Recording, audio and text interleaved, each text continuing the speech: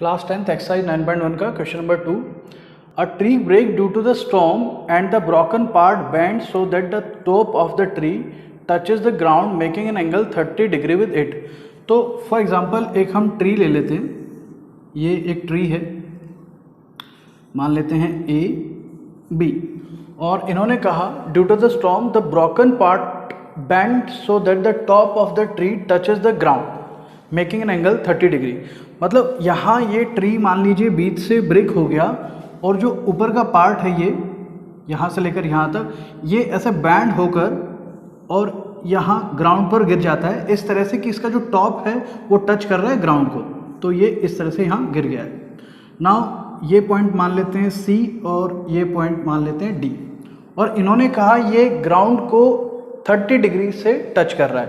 तो मान लीजिए ये ए डी जो है ग्राउंड है, तो ये जो टॉप ऑफ द ट्री है ये ग्राउंड के साथ 30 डिग्री का एंगल बना रहा है. The distance between the foot of the tree का फुट ए पॉइंट है, where the top touches the ground, top touch कर रहा है डी पॉइंट पर, इज 8 मीटर. तो ए से डी की जो डिस्टेंस है वो 8 मीटर है. तो ये ए डी आपको दी हुई है 8 metre. Now find the height of the tree. तो हाइट ऑफ द ट्री में हमें ये ए सी नहीं निकालनी, हमें पूरा ए बी निकालना है. और ये जो सी बी है ये तो बैंड होकर इधर आ गया सी डी. तो यहाँ पर आपको याद रखना है कि जो सी बी है वो सी डी के इक्वल है. तो हमें फाइंड करना है हमें ए बी, और ए बी जो है वो होगा हमारा ए सी प्लस सी बी भी लिख सकते हैं, और हम सी बी की जगह सी डी भी लिख सकते हैं. तो ए सी प्लस सी डी.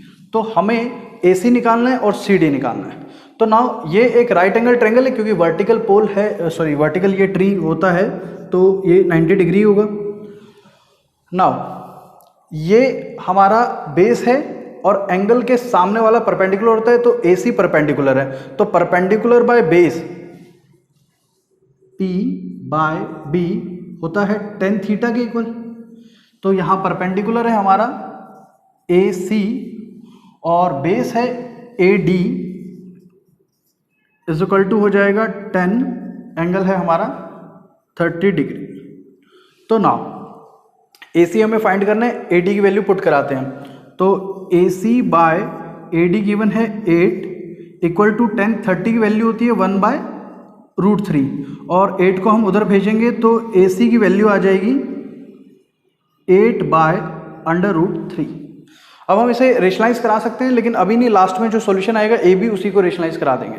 तो नाउ अब हमें सी डी भी फाइंड करना है.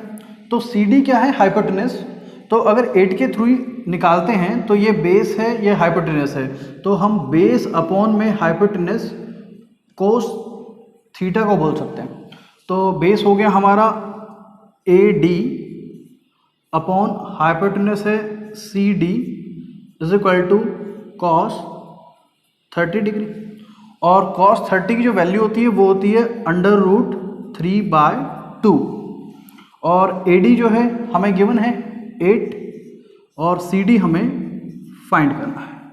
तो सी डी को उधर भेजते हैं 2 और √3 को इधर लाते हैं.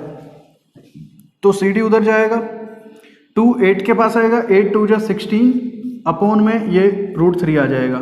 तो ये आ गई सी डी की वैल्यू. अब हमारे पास ए सी की वैल्यू भी है, सी डी की वैल्यू भी है, इन दोनों को ऐड कर देते हैं तो ए बी आ जाएगा.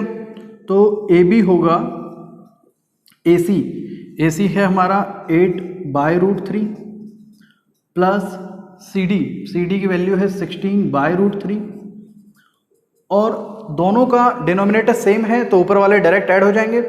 ये हो गया 24/√3. अब आंसर जो है अपॉन में √3 नहीं छोड़ते तो इसको रेशनलाइज कराते हैं. तो √3 से मल्टीप्लाई और √3 से डिवाइड करा देते हैं. तो √3 इंटू √3 ये नीचे आ जाएगा 3, और 3 8 जा 24. तो ये हमारा आंसर आ गया 8/√3. और ये जो डिस्टेंस थी हमें मीटर में दी हुई थी तो ये भी मीटर में आएगी 8/√3 मीटर. तो ये आ गई height of the tree A B is equal to 8/√3 metre.